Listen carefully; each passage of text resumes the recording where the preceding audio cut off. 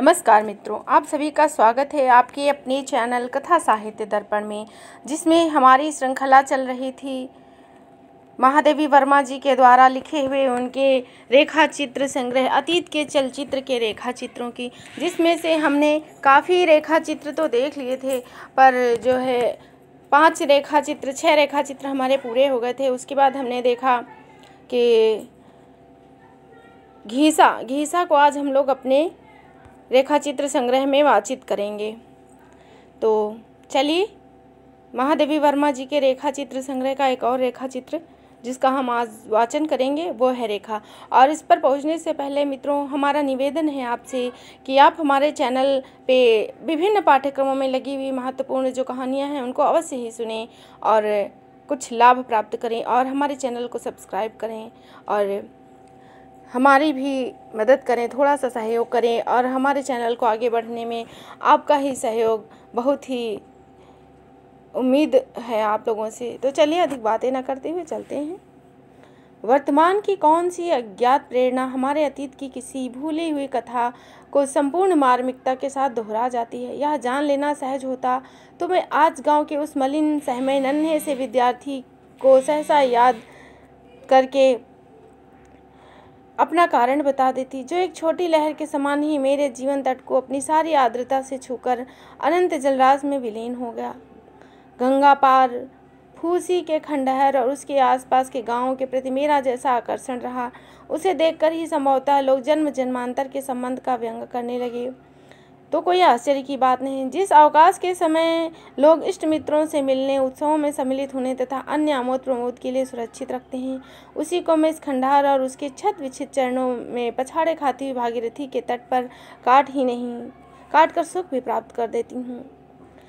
दूर पास के बसे हुए गुड़ियों के बड़े बड़े घरौंदे के समान लगने वाले कुछ लिपे पुते कुछ जीर्ण घरों से स्त्रियों का जो झुंड पीतल तांबे के चमकते मिट्टी के नए लाल और पुराने बदरंग घड़ों को लेकर गंगा जल भरने आता है, मैं उससे भी पहचान गई। उनमें से कोई बूटेदार लाल, कोई काली किनारी की साड़ी पहने हुए, कुछ नई और छेदों से चलनी बनी हुई धोती पहने रहती।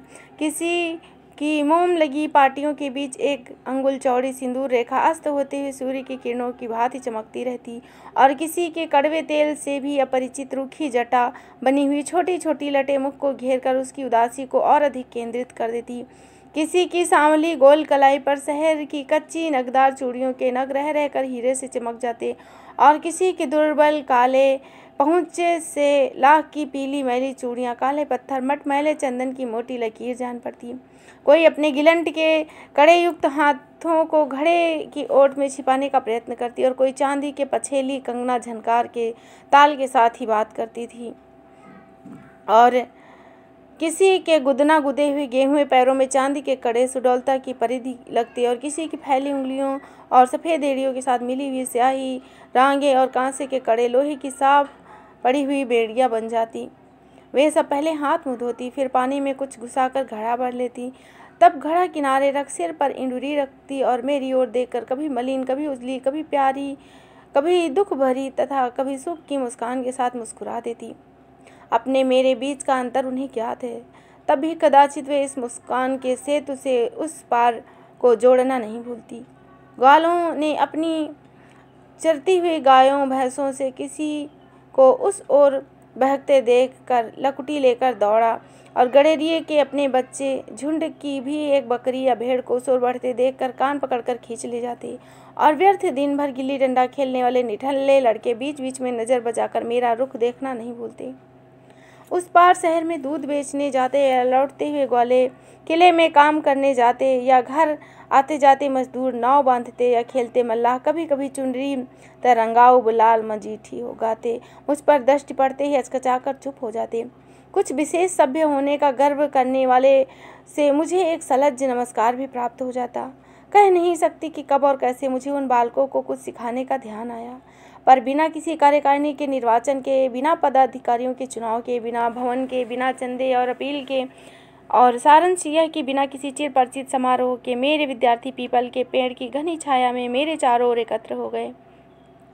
तब मैं बड़ी कठिनाई से गुरु के उपयुक्त गंभीरता का भार वहन कर सकी।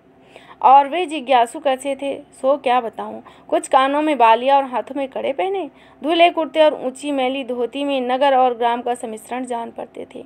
कुछ अपने बड़े भाई का पांव का लंबा कुर्ता पहने खेत में डराने के लिए खड़े किए हुए नकली आदमी का स्मरण दिलाती। कुछ उभरी हुई पसलियों, बड़े पेट और टेढ़ी दुर्बल टांगों के कारण अनुमान से ही मनुष्य संतान की परिभाषा में आ सकते थे, और कुछ अपने दुर्बल, रूखे और मलिन मुखों की करुणता, सौम्यता और निष्प्रभ पीली आंखों में संसार भर की उपेक्षा बटोरे बैठे थे। पर घीसा उनमें से अकेला ही रहा, और आज मेरी स्मृति में अकेला ही आता है। वह गोधूली मुझे अभी तक नहीं भूली। संध्या के लाल सुनहरी आभा वाले उड़ते हुए दुकूल पर रात्रि ने मानो छिपकर अंजन की मूठ चला दी हो। मेरा नाव वाला कुछ चिंतित सा लहरों की ओर देखता रहा। बूढ़ी भक्तिन मेरी किताबें, कागज, कलम आदि संभाल कर नाव पर रखकर बड़े अंधकार पर खिजलाकर बुदबुदा रही थी। यह मुझे कुछ सनकी बताने वाले विधाता पर यह समझना कठिन था। मैं बेचारी मेरे साथ रहते रहते 10 लंबे वर्ष काट आई। नौकरानी मेरे साथ रहते रहते 10 लंबे वर्ष काट आई है। नौकरानी से अपने आप को एक प्रकार की अभिभाविका मानने लगी है, परंतु मेरी सनक का दुष्परिणाम सहने के अतिरिक्त उसे क्या मिला। सहसा ममता से मेरा मन भर आया, परंतु नाव की ओर बढ़ते हुए मेरे पैर फैले हुए अंधकार में से एक स्त्री मूर्ति को अपनी ओर आते देखकर ठिठक गए। सांवले, कुछ लंबे से मुखड़े में पतले स्याह होठों से अधिक कुछ स्पष्ट न था। आंखें छोटी पर व्यथा से आर्द्र थी। मलिन बिना किनारी के गाढ़े की धोती ने उसके सलूका रहित अंगों को भांति भांति से ढका हुआ था, परंतु तब भी शरीर की सुडौलता का आभास मिल रहा था। कंधे पर हाथ रखकर वह जिस दुर्बल अर्धनग्न बालक को अपने पैरों से चिपकाए हुए थी, मैंने संध्या के झुटपुटे में उसे देखा और ठीक से नहीं देखा। स्त्री ने रुक रुक कर कुछ शब्दों और कुछ संकेत से जो कहा, उसे मैं केवल समझ सकी। उसके पति नहीं है, दूसरे के घरों में लीपने पोतने का काम कर वह चली जाती है, और उसका यह अकेला लड़का ऐसे ही घूमता रहता है। मैं इसे भी बच्चों के साथ बैठने दिया करूं तो यह कुछ सीख सके। दूसरे इतवार को मैंने सबसे पीछे अकेले एक और दुबक कर बैठे हुए उसको देखा। पक्का रंग, गठन में विशेष सुडौल, मलिन मुख से 2 पीली और सचेत आंखें जड़ी सी जान पड़ती थी। कसकर बंद किए हुए पतले होंठ और दृढ़ता और सिर पर खड़े छोटे छोटे रुखे बालों की उग्रता उसके मुख की संकोच भरी कोमलता से विद्रोह कर रही थी। उभरी हड्डियों वाली गर्दन को संभाले हुए झुके कंधे से रक्तहीन मटमैली हथेलियों और टेढ़े मेढ़े कटे हुए नाखूनों युक्त हाथों वाली पतली बाहें ऐसे झूलती जैसे ड्रामा में विष्णु भगवान को बनाने के लिए 2 नकली भुजाएं निरंतर दौड़ते रहने के कारण उस लचीले शरीर में दुबले पैर ही विशेष पुष्ट जान पड़ते थे। बस ऐसा ही था वह घीसा, न नाम में कवित्व की गुंजाइश न शरीर में, पर उसकी सचेत आंखों में न जाने कौन सी जिज्ञासा भरी थी। वे निरंतर घड़ी की तरह खुली मेरे मुख पर टिकी रहती, मानो मेरी सारी विद्या बुद्धि को सोख लेना चाहती हैं। लड़के उससे कुछ खिंचे खिंचे से रहते थे, इसीलिए नहीं कि वह कोरी था, वरन इसलिए कि वह माँ, किसी की नानी, किसी की बुआ आदि ने घीसा से दूर रहने की नितांत आवश्यकता उन्हें कान पकड़ पकड़ कर समझा दी थी। यह भी बताया कि घीसा सबसे अधिक कुरूप नाम का रहस्य है। बाप तो जन्म से पहले ही नहीं रहा। घर में कोई देखने भालने वाला ना होने के कारण माँ उसे बंदरिया के बच्चे के समान चिपकाए फिरती थी। उसे एक और लिटाकर जब वह मजदूरी के काम में लग जाती, तब पेट के बल घसीट घसीट कर बालक संसार के प्रथम अनुभव के साथ साथ इस नाम की योग्यता को भी प्राप्त कर लेता था। फिर धीरे धीरे अन्य स्त्रियां भी मुझे आते जाते रोककर अनेक प्रकार की भाव भंगिमा के साथ एक विचित्र सांकेतिक भाषा में घीसा की जन्मजात अयोग्यता का परिचय देने लगी। मैंने उसके नाम के अतिरिक्त और कुछ भी न जाना। उसका बाप तो था कोरी, पर बड़ा ही अभिमानी, बड़ा भला आदमी बनने का इच्छुक। डलिया आदि बुनने का काम छोड़वा थोड़ी बढ़ई गिरी सी गया, और केवल इतना ही नहीं, एक दिन चुपचाप दूसरे गांव से युवती बधू लाकर अपने गांव की सब सजातीय सुंदरी बालिकाओं के उपेक्षित और उनके योग्य माता पिता को निराश कर डाला। मनुष्य इतना अन्याय सह सकता है, परंतु ऐसे अवसर पर भगवान की असहिष्णुता प्रसिद्ध है। इसी से जब गांव के चौखट किवाड़ बनाकर और ठाकुरों के घरों में सफेदी करके उसे कुछ ठाट बाट से रहने का अवसर मिला, तब अचानक हैजे के बहाने वह वहाँ बुला लिया गया, जहाँ ना जाने का बहाना ना उसकी बुद्धि सोच सकती थी, ना अभिमान।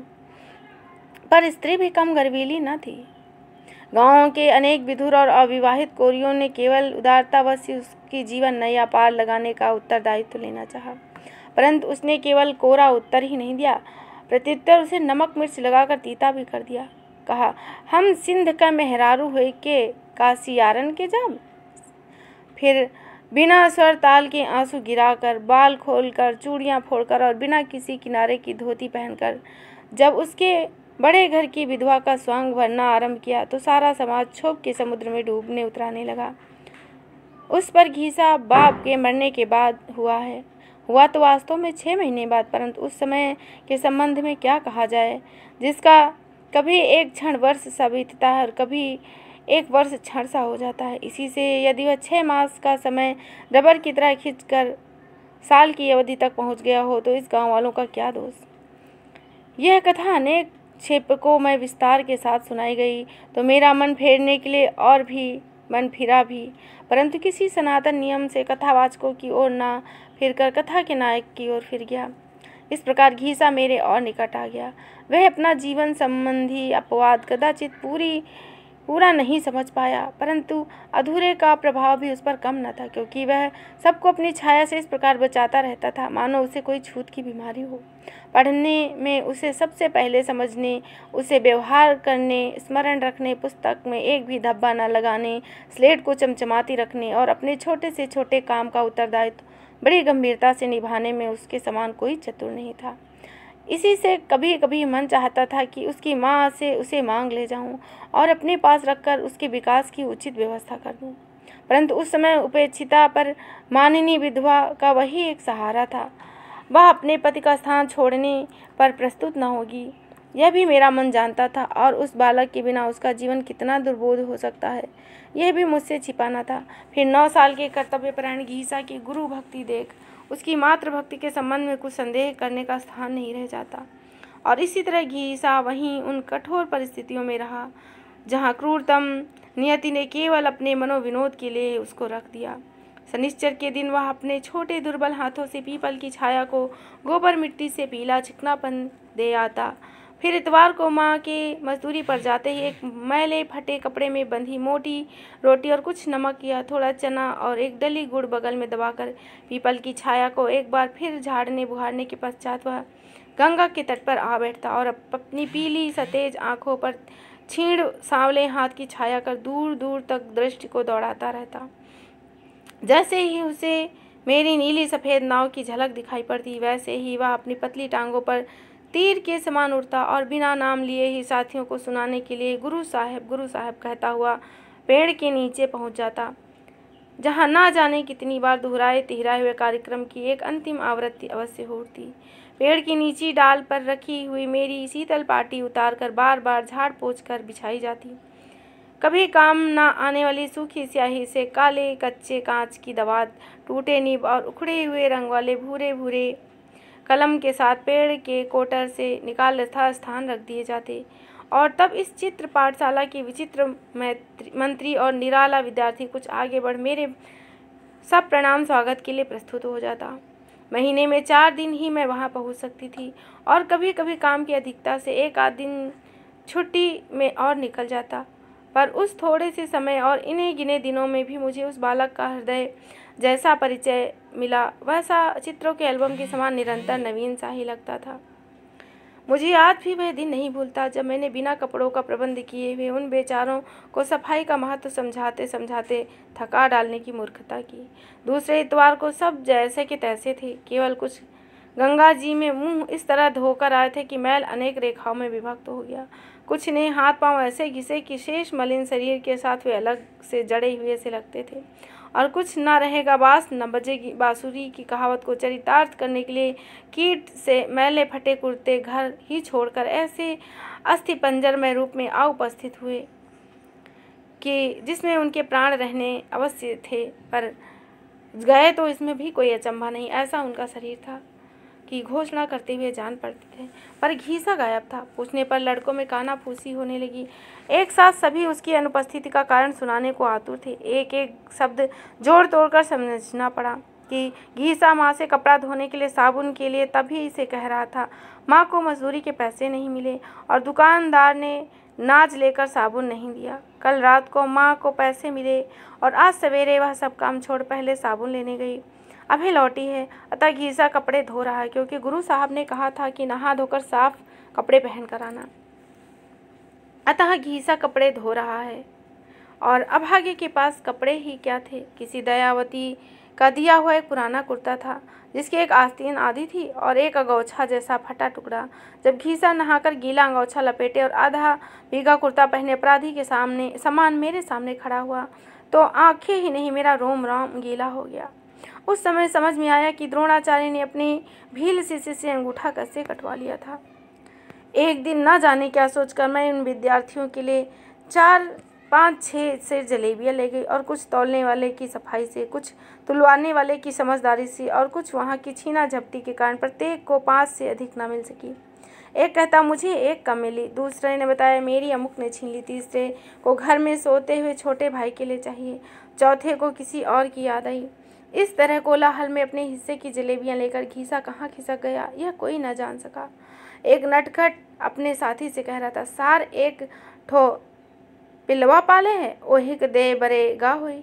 मेरी दृष्टि से संकुचित होकर चुप हो गया वह, और घीसा लौटा ही उसका सब हिसाब ठीक था। जलखाई वाले छन्ने में 2 जलेबियाँ लपेटकर वह माई के लिए छप्पर में खोस आया है। उसने एक अपने पाले हुए बिना माँ के कुत्ते के पिल्ले को खिला दी और स्वयं 2 खा ली, और चाहिए पूछने पर उसने संकोच भरी आंखें झुका ली। होंठ कुछ हिले, पता चला कि पिल्ले को उससे कम मिली थी। दे तो गुरु साहब को ही और एक दे दे अगर उनको देना हो तो। और होली के पहले की एक घटना तो मेरी स्मृति में ऐसे गहरे रंगों से अंकित है जिसका धुल सकना सहज नहीं है। उन दिनों हिंदू मुस्लिम वैमनस्य धीरे धीरे बढ़ रहा था और किसी दिन उसके चरम सीमा पर पहुंच जाने की पूर्ण संभावना थी। घीसा 2 सप्ताह से ज्वर में पड़ा था। दवा में भिजवा देती, परंतु देखभाल का कोई प्रबंध ना हो पाता। 2-4 दिन उसकी माँ स्वयं बैठी रही, फिर एक अंधी बुढ़िया को बिठाकर काम पर जाने लगी। इतवार की सांझ को मैं यथाक्रम बच्चों को विदा दे घीसा को देखने चली, परंतु पीपल से 50 पग दूर पहुँचते ना उसी को डगमगाते पैरों से गिरते पड़ते अपनी ओर आते देख मेरा मन उद्विग्न हो उठा। वह तो इधर 15 दिनों से उठा ही नहीं, अतः मुझे उसके सन्निपातग्रस्त होने का ही संदेश हुआ। उसके सूखे शरीर में तरल विद्युत सी दौड़ रही थी, आंखों में और भी सतेज, और मुख ऐसा था जैसे हल्की आंच में धीरे धीरे लाल होने वाला लोहे का टुकड़ा। पर उसके वातग्रस्त होने से भी अधिक चिंताजनक उसकी समझदारी की कहानी निकली।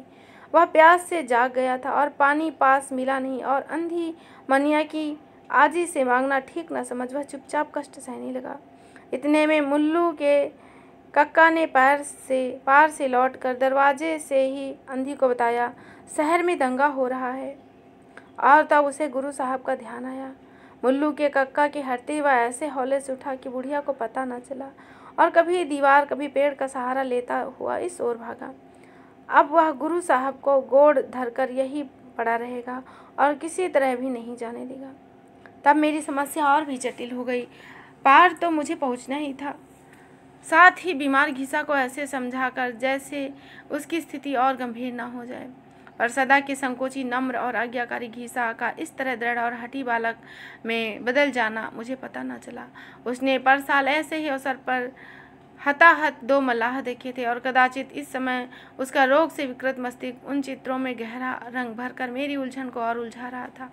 उसे समझाने का प्रयत्न करते करते अचानक ही मैंने ऐसा तार छू दिया जिसका स्वर मेरे लिए भी नया था। यह सुनते ही मेरे पास रेल में बैठकर दूर दूर से आए हुए बहुत से विद्यार्थी हैं जो अपनी माँ के पास साल भर में एक ही बार पहुँच पाते हैं, और जो ना जाने अकेले से घबरा जाएंगे। घीसा का सारा हट, सारा विरोध ऐसे बह गया जैसे वह कभी था ही नहीं। और तब घीसा के समान तर्क की क्षमता किसमें थी? जो सांझ को अपनी माई के पास नहीं जा सकते, उनके पास गुरु साहब को जाना ही चाहिए। घीसा रोकेगा तो उसके भगवान जी गुस्सा हो जाएंगे, क्योंकि वे ही तो घीसा को अकेला बेकार घूमता देख गुरु साहब को भेज देते हैं। आदि याद उसके तर्कों का स्मरण आज भी मेरे मन को भर देता है। परंतु उस दिन मुझे आपत्ति से बचाने के लिए अपने बुखार से जलते हुए आसक्त शरीर को घसीट लाने वाले घीसा को जब उसकी टूटी खटिया पर लिटाकर मैं लौटी, तो मेरे मन में कौतूहल की मात्रा अधिक थी। इसके उपरांत घीसा अच्छा हो गया और धूल और सूखी पत्तियों को बांध उसकर उन्मत्त के समान घूमने वाली गर्म हवा से उसका रोज संग्राम छिड़ने लगा। झाड़ते झाड़ते ही पाठशाला धूल धूसरित होकर भूरे, पीले और कुछ हरे पत्तों की चादर में छिपकर तथा कंकाल से शाखाओं से उलझते सूखे पत्तों को पुकारते वायु की संतप्त संरस से मुखरित होकर उस भ्रांत बालक को चिढ़ाना जारी रहा। तब मैंने तीसरे पहर से संध्या का समय रखने का निश्चय किया, परंतु पता चला घीसा किसी की छाती आंखों को मलता और पुस्तक से बार बार धूल झाड़ता हुआ दिन भर वहीं पेड़ के नीचे बैठा रहता, मानो वह किसी प्राचीन युग का तपोव्रती अनागरिक ब्रह्मचारी हो जिसकी तपस्या भंग करने के लिए ही लू के झोंके आते हैं। इस प्रकार चलते समय ने जब दाई छूने के लिए दौड़ते हुए बालकों के समान झपट कर उस दिन पर उंगली धर दी, तब मुझे उन लोगों को छोड़कर जाना पड़ा। तब तो मेरा मन बहुत ही अस्थिर उठा। कुछ बालक उदास थे, कुछ खेलने की छुट्टी से प्रसन्न, कुछ जानना चाहते थे कि छुट्टियों के दिन चूने की टिप्कियाँ रख कर गिनी जाएं या कोयले की लकीरें खींचकर। कुछ के सामने बरसात के चूते हुए घरों में 8 पृष्ठ की पुस्तक बचा रखने का प्रश्न था और कुछ कागजों पर अकारण चूहों की समस्या का समाधान चाहते थे।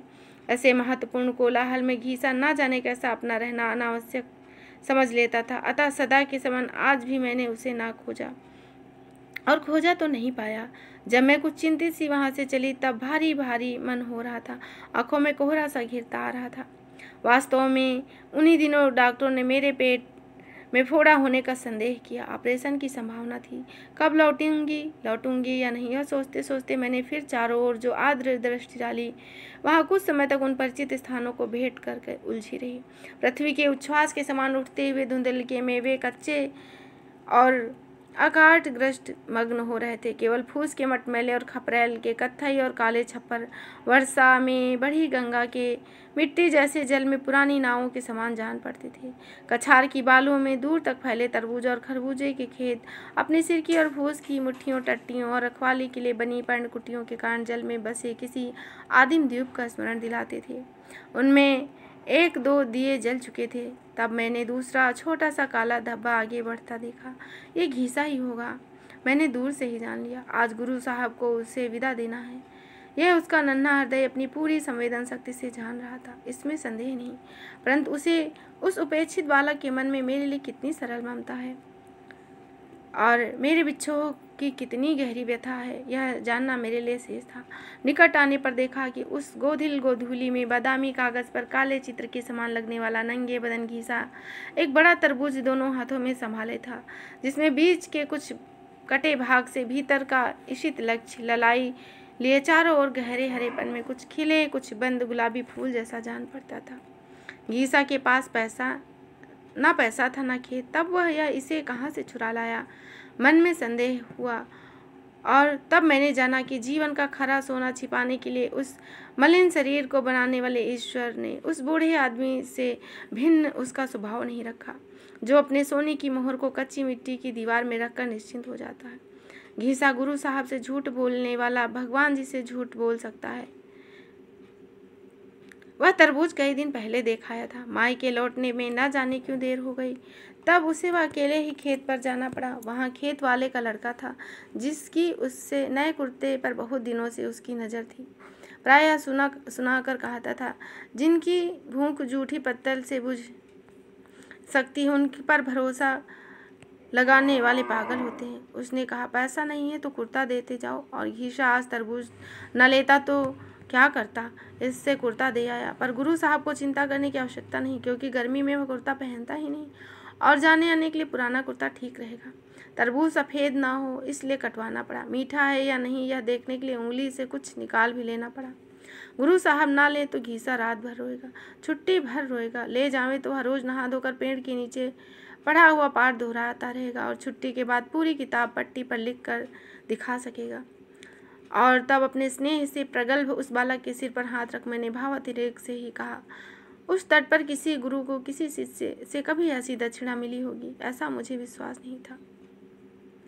परंतु उस दक्षिणा के सामने संसार के अब तक के सारे आदान प्रदान फीके जान पड़ते हैं। फिर घीसा के सुख का विशेष प्रबंध कर मैं बाहर चली और लौटते लौटते कई महीने बीत गए। इस बीच में उसका कोई समाचार न मिला। न मिलना ही संभव था। जब फिर उस ओर जाने का मुझे अवकाश मिल सका, तब घीसा को उसके भगवान जी ने सदा के लिए पढ़ने से अवकाश दे दिया। आज वह कहानी दोहराने की मुझ में शक्ति नहीं है, पर संभव है आज के कल के कुछ दिन और दिनों के मास और मास के वर्ष बन जाने पर मैं दार्शनिक के समान धीर भाव से उस छोटे जीवन को उपेक्षित अंत बना सकूंगी। अभी मेरे लिए इतना ही पर्याप्त है कि मैं अन्य मलिन मुखों में उसकी छाया ढूंढती रहूं। तो इस तरह आपने सुना महादेवी वर्मा जी का रेखाचित्र, अतीत के चलचित्र संग्रह का एक प्रसिद्ध रेखाचित्र घीसा। आशा है आपको यह पसंद आया होगा। तो इसी तरह हम इनके समस्त रेखा चित्रों को देखेंगे और आप हमारे चैनल को सब्सक्राइब करें और इसी तरह के महत्वपूर्ण तथ्यों को पढ़ने के लिए, सुनने के लिए आप लगातार हमारे साथ बने रहेंगे। तो फिर मिलेंगे इसी तरह नए तथ्य के साथ। तब तक के लिए धन्यवाद। जय हिंद, जय हिंद।